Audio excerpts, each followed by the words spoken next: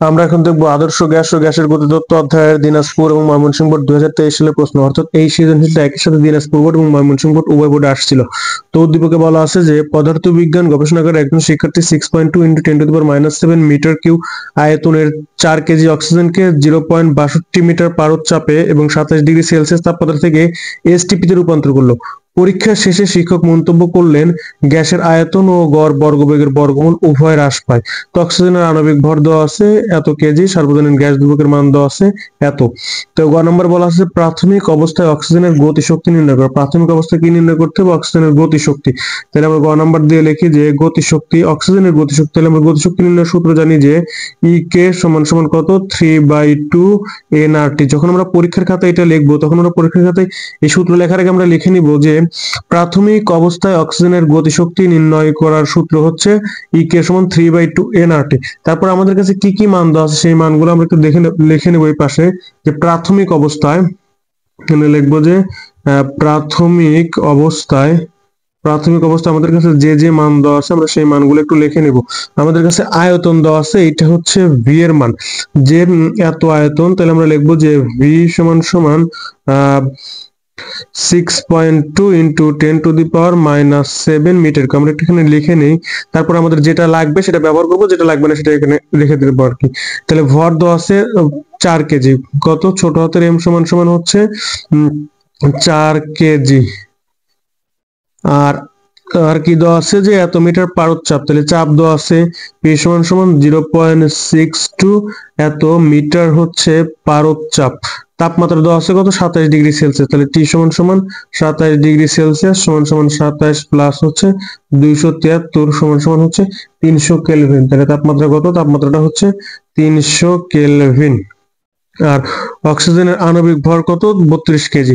তাহলে বড় হাতের এম সমান সমান 32 কেজি লিখবো, এটা হচ্ছে আণবিক ভর। আর আমাদের গতিশক্তি চাইছে, গতিশক্তি কে সমান সমান হট। আবার আমরা জানি যে এখানে লিখবো যে 3/2। আবার আমরা জানি এন সমান সমান কি? ছোট হাতের এম বাই বড় হাতের এম আর টি। আচ্ছা, মোলার গ্যাস ধ্রুবক আর এর মানও বলা আছে। মোলার গ্যাস ধ্রুবক আর এর মান কত দেওয়া আছে? এই যে আর সমান দেওয়া আছে হচ্ছে 8.31। আর সমান কত? 8.31 জুল পার কেলভিন পার মোল। তাহলে এখন এই মানগুলো যদি আমরা এখানে বসায় দেই যে 3 ইন্টু ছোট হাতের এম মানে কত? 4 কেজি। 4 ইন্টু আর এর মান হচ্ছে 8.31 ইন্টু তাপমাত্রা কত? 300। আর নিচে হচ্ছে 2 ইন্টু বড় হাতের এম এর মান কত? 32। তাহলে এখন এই জিনিসটাকে যদি আমরা সমাধান করি তাহলে আমরা দেখতে পাবো যে first bracket 3 into 4 into 8.31 into হচ্ছে 300 ভাগ হচ্ছে 2 ইন্টু 32। তাহলে এখান থেকে আমাদের আসছে হচ্ছে যে 4.67 না 467.4375 467.4375। আচ্ছা, একটা জিনিস, আমাদের আণবিক ভর আমরা কেজিতে নিচ্ছি, আণবিক ভর কিন্তু কেজিতে হবে না, এটা গ্রাম পার মোলে হবে। তাই আমরা লিখবো যে 32, এখানে কেজি লেখা আছে, আসলে এটা আণবিক ভর কেজিতে হয় না, আণবিক ভর থেকে গ্রাম পার মোলে, এটা হবে এত গ্রাম পার মোল। এখন এখান থেকে আমরা লিখতে পারি যে 32 ইন্টু 10 মানে গ্রাম পার মোল থেকে কেজি পার মোলে নিতে পারলে, যেহেতু আমাদের এই ভরটা কেজিতে দেওয়া আছে, তাহলে আমরা এটা গ্রাম পার মোল থেকে কেজিতে যদি নেই তাহলে 32 ইন্টু 10⁻³ কেজি পার মোল, মানে কেজি পার মোল, ওইটা লিখবো আর কি। আমাদের আণবিক ভর কিন্তু গ্রাম পার মোলেই থাকে, এগুলো কিন্তু অলরেডি মানগুলো গ্রাম পার মোলে দেওয়া থাকে না, কিন্তু এখানে ভুল ক্রমে লিখছে কেজি, কিন্তু এটা কেজি হবে না, এটা গ্রাম পার মোল হবে। তাহলে এখানে 32 ইন্টু 10⁻³ হবে। তাইলে আমরা আর একটা কাজ করতে পারি যে অ্যান্সার ভাগ হচ্ছে 10⁻³ হচ্ছে -3, 10⁻³ কত? -3। তাহলে এখান থেকে আমাদের যেটা আসবে যে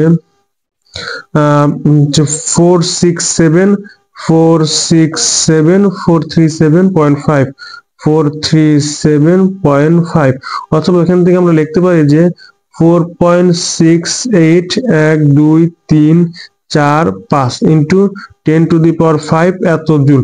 এটা হচ্ছে আমাদের নির্ণয় গতিশক্তি। অক্সিজেন গ্যাসের জন্য অক্সিজেনের গতিশক্তি হচ্ছে 4.68 ইন্টু 10⁵ জুল।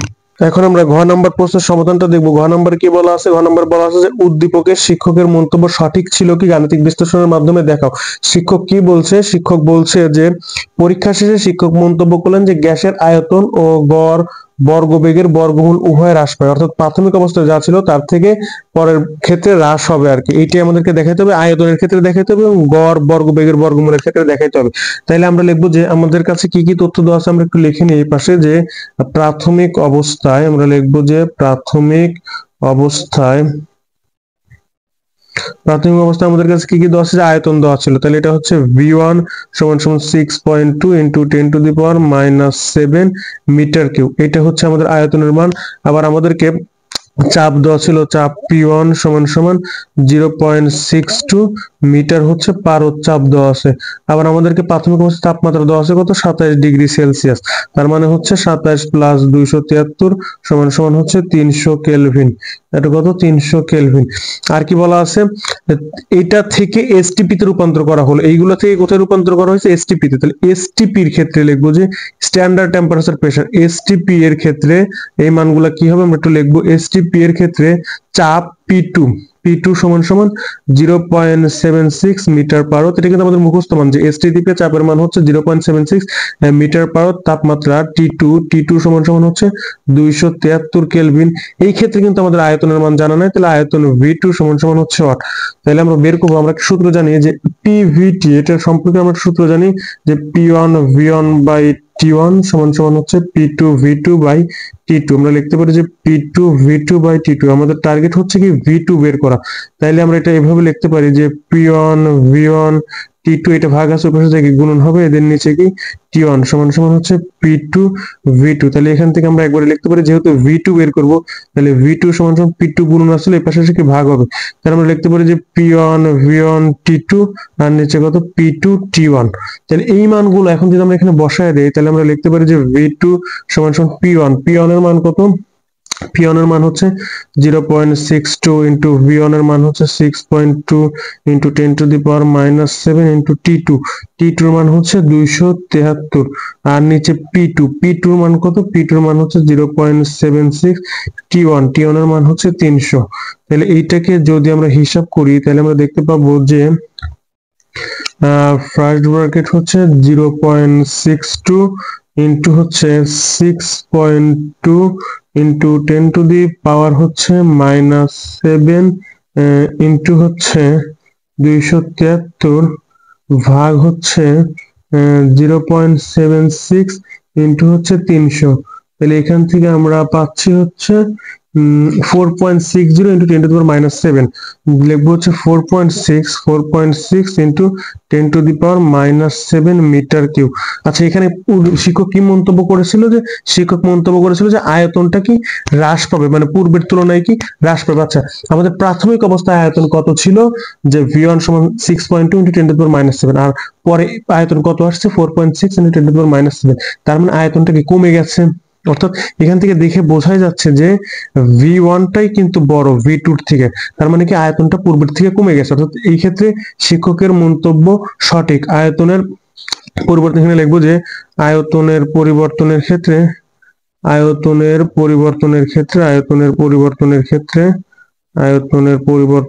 ক্ষেত্রে শিক্ষকের মন্তব্য সঠিক। শিক্ষকের মন্তব্য কি সঠিক? মন্তব্য সঠিক। আর আমরা অবশ্যই যখন এই জিনিসগুলো এই পাশে লিখবো তখন অবশ্যই লিখে দেবো আয়তন, চাপ, তাপমাত্রা, এভাবে কিন্তু আমরা লিখে দেবো বাংলা ভাষায়, না হলে কিন্তু আবার ঝামেলা। ওর জন্য কিন্তু মার্কেটে রাখবে স্যাররা। এখন আমরা দেখবো গড় বর্গবেগের বর্গমূলের হিসাবটা, যে এইটা হ্রাস পায় কিনা। তাহলে এই ক্ষেত্রে আমরা যে সূত্রটা জানি সেটা লিখবো। আমরা কি বের করবো এখন? গড় বর্গবেগের বর্গমূল। তাহলে প্রাথমিক অবস্থায় এখানে লিখবো যে প্রাথমিক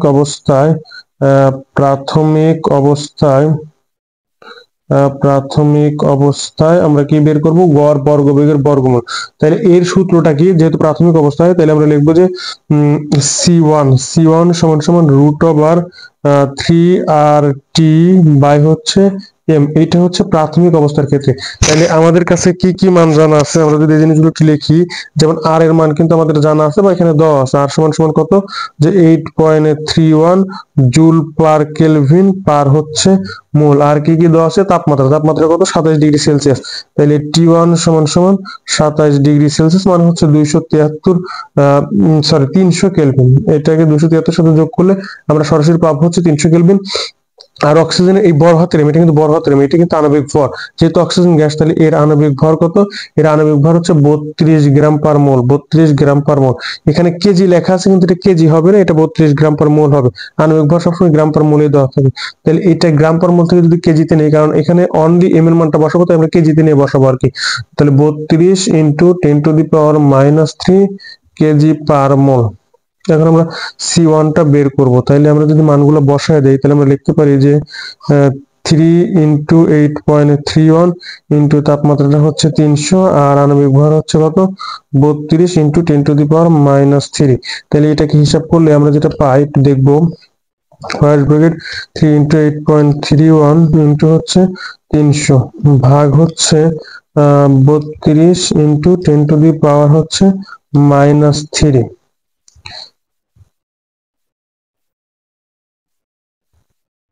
রুট অফ অ্যান্সার 483.44 লিখবো, যে 483 পয়েন্ট হচ্ছে 44 বা 45 একটা লিখলে মিটার পার সেকেন্ড।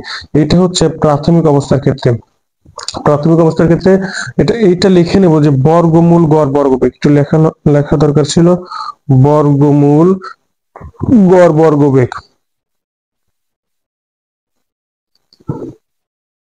প্রাথমিক অবস্থা।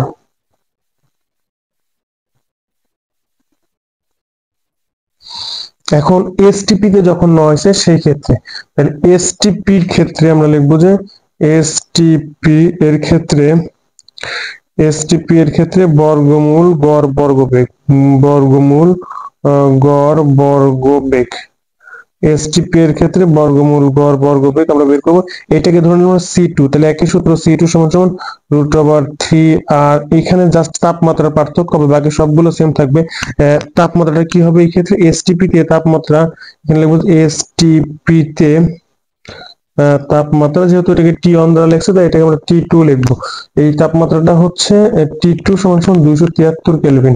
এটা হবে কত, 273 কেলভিন। তাইলে এখন এই মানগুলো যদি সেম মানগুলো এখানে বসে যাবে, তাহলে যদি বসায় দেয়, তাহলে আমরা দেখতে পাচ্ছি যে √3 ইন্টু 8.31 ইন্টু তাপমাত্রা কত, 273, আর আণবিক ভর যেটা 32 ইন্টু 10⁻³ এখানে এইটাকে যদি আমরা হিসাব করি, তাহলে দেখতে পাচ্ছি যে 3 ইন্টু 8.31 ইন্টু হচ্ছে 273 ভাগ হচ্ছে 32 ইন্টু 10⁻³ কত, -3।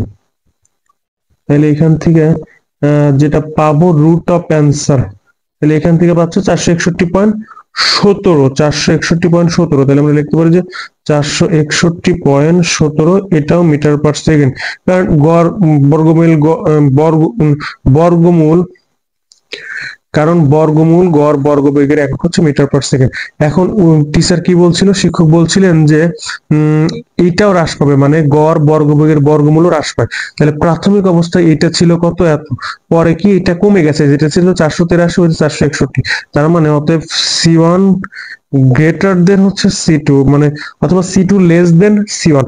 তার মানে এটার ক্ষেত্রেও শিক্ষকের মন্তব্য সঠিক। তাহলে আমরা লিখে দেবো যে অতএব এক্ষেত্রেও শিক্ষকের, অতএব বর্গমূল গড় বর্গবেগের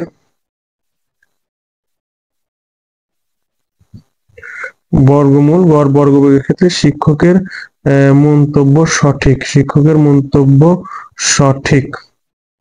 তার মানে দুই ক্ষেত্রে শিক্ষকের মন্তব্য কি সঠিক। জাস্ট আমরা লাস্টের লাইনটা খালি প্রশ্নের সাথে মিল করে একটু লিখে দেব।